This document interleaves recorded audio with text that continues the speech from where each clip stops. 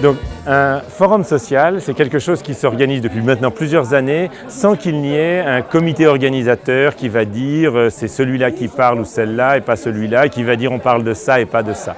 Tout le programme est construit par en bas, par les organisations sociales, par les ONG, par les syndicats, et c'est eux et elles qui, entre elles, décident des séminaires, des activités, des actions qui doivent être menées.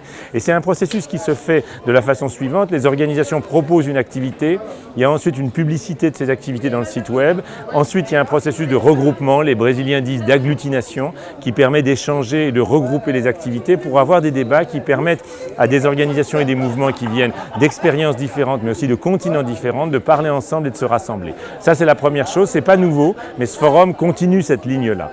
La deuxième chose qui est plus particulière à ce forum, c'est la qualité d'un certain nombre d'outils. Le site web est probablement le meilleur qu'on ait jamais eu dans tous les forums sociaux, et ça s'explique pour une raison très précise, c'est qu'ici, le système d'éducation est bon, et les étudiants, surtout dans les matières techniques, technologiques, sont extrêmement bons. Donc il y a derrière les moyens d'avoir vraiment des outils technologiques, en particulier dans les technologies de l'information, particulièrement efficaces. Et puis il y a une troisième raison qui explique pourquoi ce forum est assez particulier, c'est le fait qu'on a poursuivi une expérience qui avait commencé en 2005 à Porto Alegre, qui est ce qu'on appelait le territoire social. L'idée, c'est que ce n'est pas simplement un lieu, le forum, où on exprime des idées, où on croise des expériences et où on construit des campagnes, mais c'est aussi un lieu dans lequel on expérimente des pratiques alternatives.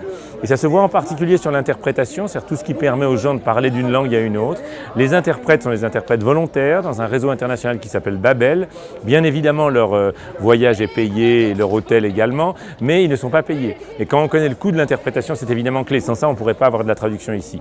Et plus intéressant, enfin, ou aussi intéressant en tout cas, à savoir, le matériel qui permet la diffusion de cette interprétation, qui sont des émetteurs FM, avec des petites radios ou des téléphones qui ont des radios dedans pour écouter, n'est pas acheté en Chine ou en Inde ou je ne sais où, mais fabriqué ici, dans une coopérative à Redeyev, dans le sud du pays, dans le Massin-Binier, qui avait été vraiment au cœur de la révolution par les luttes sociales, qui avait initié le processus en 2008.